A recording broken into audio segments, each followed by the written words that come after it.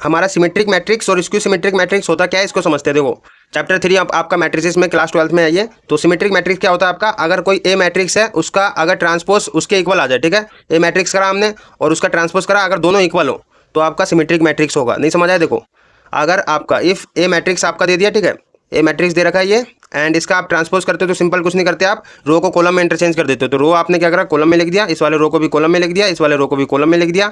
And यहाँ पे देखो आप फिर भी आपका सेम आया। देखो ए मैट्रिक्स था उसके एलिमेंट और यहाँ पे देखो इसके एलिमेंट सेम है ना। यहाँ पे देखो 1 2 3 2 5 6 1 2 3 2 5 6 3 6 7 3 6 7, ठीक है, तो सेम है। तो आपका ए मैट्रिक्स आपका ए ट्रांसपोज के इक्वल आ गया। तो ये आप अगर आपने प्रूव कर देना यहाँ पे ये इक्वल आ गया, तो ये आपका क्या होगा, ए मैट्रिक्स आपका सिमेट्रिक मैट्रिक्स होगा, ठीक है। तो ये आपका हो गया symmetric matrix. And skew symmetric matrix क्या होता है, अगर ए मैट्रिक्स उसके माइनस ए ट्रांसपोज के इक्वल आ जाए, ठीक है। तो देखो इसको समझो, अगर मेरा ए मैट्रिक्स ये दे दिया, ठीक है, इसका ट्रांसपोज करूँगा तो मैं क्या करूँगा, रो को कॉलम में इंटरचेंज कर दूंगा, ठीक है, इस वाले रो को कॉलम में कर दिया, इस वाले रो को कॉलम में कर दिया, इस वाले रो को कॉलम में कर दिया। ट्रांसपोज में हम रो को कॉलम में इंटरचेंज कर देते हैं, कॉलम को रो में इंटरचेंज कर दो, ठीक है। तो यहाँ पे मैंने कर दिया। एंड यहाँ पे देखो आप, अगर मैंने इसका ट्रांसपोज करा तो इसमें से अगर मैं इसको माइनस से मल्टीप्लाई कर देता हूँ, माइनस से, अभी देखो यहाँ पे बराबर नहीं आ रहा ना, बट माइनस से मल्टीप्लाई करा मैंने, तो यहाँ पे देखो 0 1 2, यहाँ पे देखो माइनस वाले क्या हो जाएंगे, प्लस हो जाएंगे, क्योंकि माइनस से मल्टीप्लाई कर दिया अंदर। एंड यहाँ पे जो प्लस में है वो माइनस हो जाएगा, ठीक है। तो यहाँ पे देखो 0 1 2 हो जाएगा ये, एंड यहाँ पे माइनस आ जाएगा, यहाँ पे प्लस हो जाएगा, तो -1 0 3, एंड ये हो गया आपका।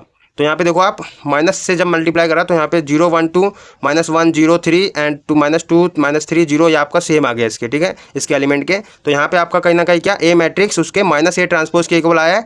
तो ये आपका क्या, A is a skew symmetric matrix, क्योंकि ए मैट्रिक्स हमारा माइनस ए ट्रांसपोज के इक्वल आया है, ठीक है। तो ये आप देख सकते हो चेक करके कि कौन सा आपका सिमेट्रिक है, कौन सा स्क्यू सिमेट्रिक है, इजी है। बस आपको नोट्स क्या ध्यान रखना है, only square matrix for symmetric और स्क्यू सिमेट्रिक, मतलब कि आपका स्क्वायर मैट्रिक्स को ही आप सिमेट्रिक और स्क्यू सिमेट्रिक चेक कर सकते हो, ठीक है।